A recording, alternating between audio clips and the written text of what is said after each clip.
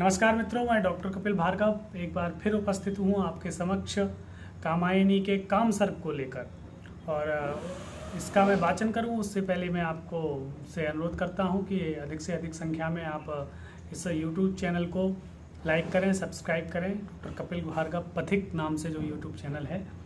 तो काम सर्ग की हम बात करते हैं, उससे पहले मैं आज आपके समक्ष श्री जयशंकर प्रसाद जी ने कामायनी के लेखन के पीछे की जो पृष्ठभूमि थी उसकी थोड़ी सी चर्चा करूँगा। कामायनी का लेखन, जैसा कि आप सभी जानते हैं कि उनका मूल प्रतिपाद्य अथवा कामायनी को लिखने के पीछे की जो कथा की जो पृष्ठभूमि है वो उन्होंने वैदिक साहित्य से ली, जिसमें कि मुख्य रूप से अथर्ववेद और ऋग्वेद के कथानकों को उन्होंने यहाँ पर उद्धृत किया है। और जैसा कि हम जानते हैं कि देवताओं ने जो मनु को सृष्टि की योजना का जो कार्यभार सौंपा था, उस योजना के तहत मनु ने अपनी श्रद्धा और इड़ा के माध्यम से जो सृष्टि का विकास किया, उस विकास के पीछे का जो अंकुरण है उसकी कथानक को यहाँ जयशंकर प्रसाद जी उपस्थापित करते हैं। और उन्होंने अपनी पूर्व पीठिका में स्पष्ट रूप से लिखा भी है कि जो ऋग्वेद में इड़ा के संबंध में लिखा है, इड़ा पृथ्वी या वाणी से संबंध जिसका है, और कहा गया कि इड़ा से पूछा मनु ने कि आप कौन हैं, तो वह कहती है कि मैं आपके ही द्वारा किए गए जो होत्र है उससे उत्पन्न हुई हूँ। और इससे पहले श्रद्धा की कहानी है। श्रद्धा का कथानक हमें सतपथ ब्राह्मण में प्राप्त होता है। उसी कथानक को आचार्य जयशंकर प्रसाद जी ने उद्धृत किया है और बड़ा ही सुंदर चित्रण कामायनी के माध्यम से उन्होंने किया है। एक विस्तृत दर्शन है, एक विस्तारित विचार है और लेखन की तो बात ही क्या कहें। शब्दों का जो सौंदर्य है, संस्कृत निष्ठ शब्दों को आपने लिया है। और अगर हम उनके लेखन की बात करें तो उसमें जो छंद और जिस प्रकार से कविता को उन्होंने संजोया है, शब्दों की जो माला है बहुत ही उत्कृष्ट है। सभी को कामायनी पढ़ना चाहिए, जितने भी हिंदी के अध्येता हैं अथवा साहित्य में रुचि रखना चाहते हैं। तो मैं वाचन करता हूँ।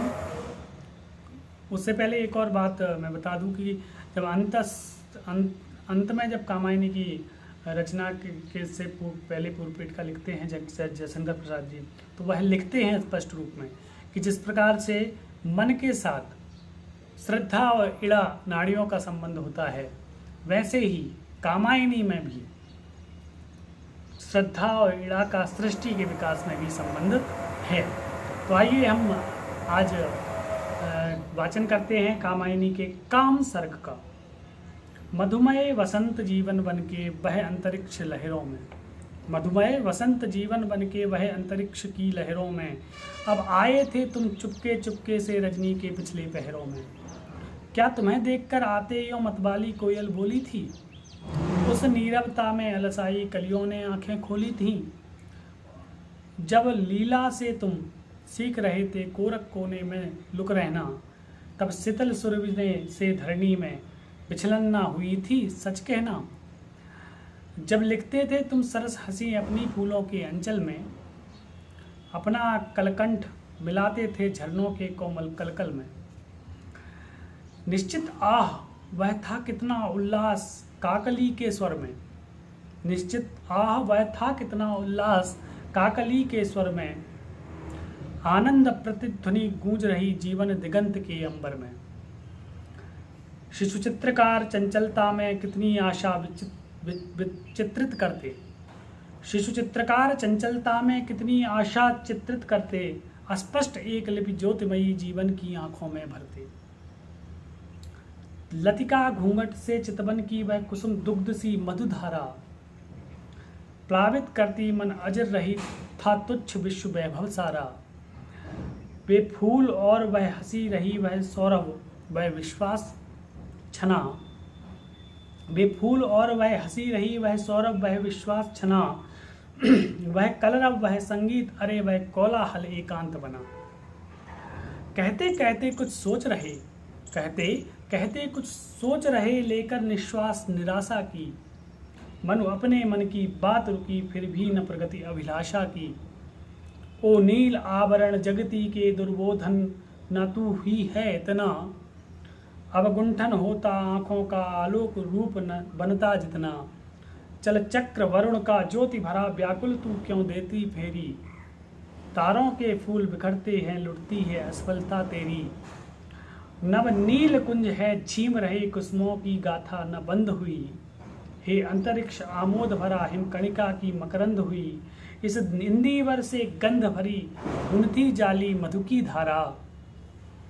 मन मधुकर की अनुरागमयी, बन रही मोहिनी सी काया। अणुओं को है विश्राम यहाँ, यह कृतिमय वेग भरा कितना। अविराम नाचता कंपन है, उल्लास सजीवन हुआ कितना। उस नृत्य शिथिल निश्वासों की कितनी है मोहमयी माया। उस नृत्य शिथिल निश्वासों की कितनी है मोहमयी माया। जिनसे समीर छनता छनता, बनता है प्राणों की छाया। आकाश रंद है पूरित से, वह सृष्टि गहन सी होती है। आलोक सभी मूर्छित सोते, यह आंख थकी सी रोती है। सौंदर्यमयी चंचल प्रकृतियां बनकर रहस्य है नाच रही। मेरी आंखों को रोक वहीं, आगे बढ़ने को जांच रही। मैं देख रहा हूँ जो कुछ भी, यह सब क्या छाया उलझन है। सुंदरता के इस पर्दे में क्या अन्य धरा कोई धन है। मेरी अक्षय निधि तुम क्या हो, पहचान सकूंगा क्या न तुम्हें। उलझन प्राणों के धागों की, सुलझन को समझू मान तुझे। माधवी निशा की अलसाई, अलकों में लुकते तारा सी। क्या हो सूने मरुअंचल में, अंतः सलीला की धारा सी। यहाँ जब हम देखते हैं कि मनुओं को जब कहते हैं कि जब हिमालय के करीब हिम शिखाओं के पास जब पहुंचकर उनको जब पृथ्वी का एक कोना मिला और वहाँ पर एक वृक्ष उन्होंने पाया, तो अपनी वृक्ष से अपनी नौका को उन्होंने बांध दिया और जहाँ जहाँ तक पृथ्वी निकलती गई, पानी पीछे हटता गया। मनु ने सृष्टि की संभावनाएं खोजना वहाँ पर विस्तारित कर दी और उसी यात्रा में उन्हें श्रद्धा और इड़ा की प्राप्ति होती है। तो यहाँ कहते हैं कि क्या हो सूने मरुअंचल में, अंतः सलिला की धारा सी। श्रुतियों में चुपके चुपके से कोई मधुधारा घोल रहा। इस नीरवता के पर्दे में जैसे कोई कुछ बोल रहा। हे स्पर्श मलय की झिलमिल सा, संज्ञा को और सुलाता है। पुलकित हो आंखें बंद किए, तंद्रा को पास बुलाता है। व्रीड़ा है यह चंचल कितनी, बिभ्रट से घूंघट खींच रही। छिपने पर स्वयं मृदुल कर से क्यों मेरी आंखें मीच रही। उद्बुद्ध क्षितिज की श्याम छटा, इस उदित शुक्र की छाया में। उषा सा कौन रहस्य लिए सोती, किरणों की काया में। उठती है किरणों के ऊपर कोमल किसलय की छाजन सी। स्वर का मधु निस्वन रंध्रों में जैसे कुछ दूर बजे बंसी। सब कहते हैं खोलो खोलो छवि देखूंगा जीवन धन की। सब कहते हैं खोलो खोलो छवि देखूंगा जीवन धन की। आवरण स्वयं बनते हैं, भीड़ लग रही दर्शन की। आगे देखिए कि चांदनी सदृश खुल जाए कहीं, अवगुंठन आज सवरता सा। जिसमें अनंत कल्लोल भरा, लहरों में मस्त विचरता सा।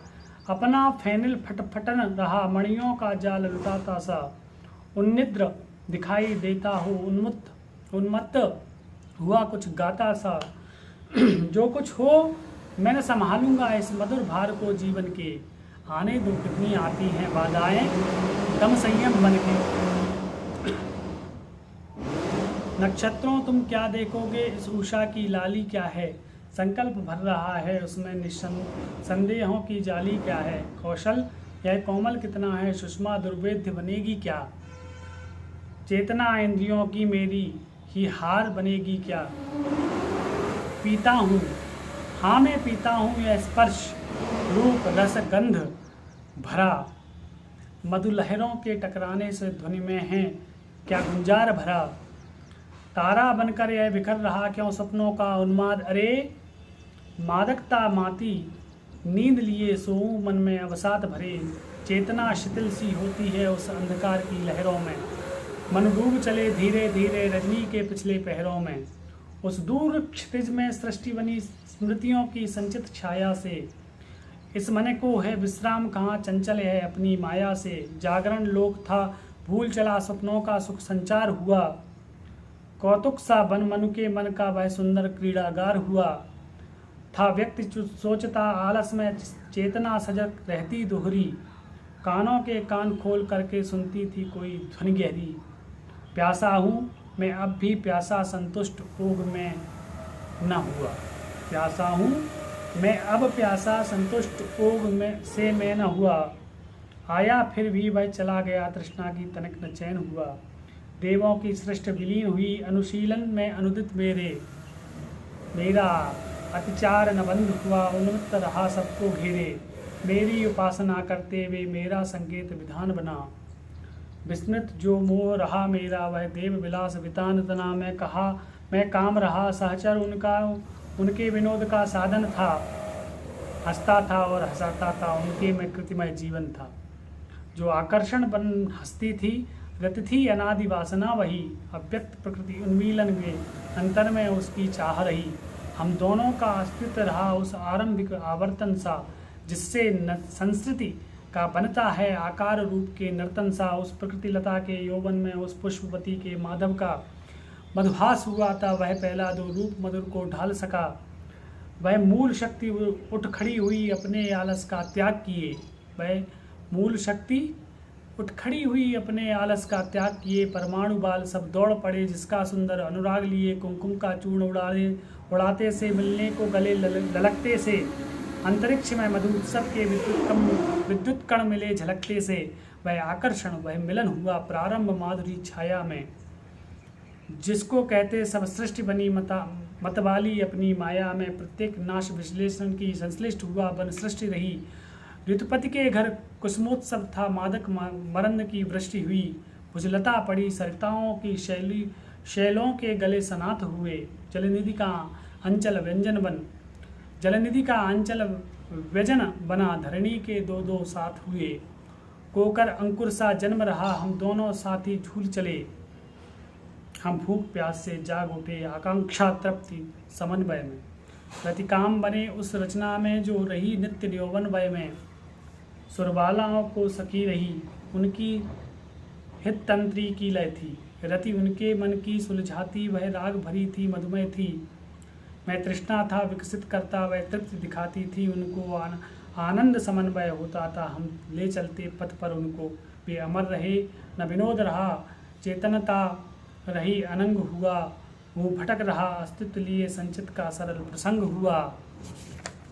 और आगे लिख रहे हैं कि यह नील मनोहर प्रकृतियों का यह विश्वकर्म रंगस्थल है, यह नील मनोहर कृतियों का यह विश्वकर्म रंगस्थल है परंपरा लग रही यहाँ ठहरा जिसमें जितना बल है, वे कितने ऐसे होते हैं जो केवल साधन बनते हैं, आरंभ और परिणामों के संबंध सूत्र से बुनते हैं, उषा की सजल गुलाली जो घुलती है नील अंबर में, वह क्या है क्या तुम देख रहे वर्णों के मेघाडंबर में, अंतर है दिन और रजनी का यह साधक कर्म बिखरता है, माया के नीले अंचल में आलोक बिंदु सा झरता है, आरंभिक वात्या उद्गम में अब प्रकृति बन रहा संस्कृति का, मानव की शीतल छाया में ऋण शोध करूंगा निज कृति का, देवों का समुचित परिवर्तन जीवन में शुद्ध विकास हुआ, प्रेरणा अधिक अब स्पष्ट हुई जब विप्लव में पड़ ह्रास हुआ, यह लीला जिसकी विकस चली वह मूल शक्ति थी प्रेम कला, उसका संदेश सुनाने को संस्कृति में आई है अब अमला, हम दोनों की संतान वही कितनी सुंदर भोली भाली, रंगों ने जिससे खेला हो ऐसे फूलों की वह डाली, जड़ चेतनता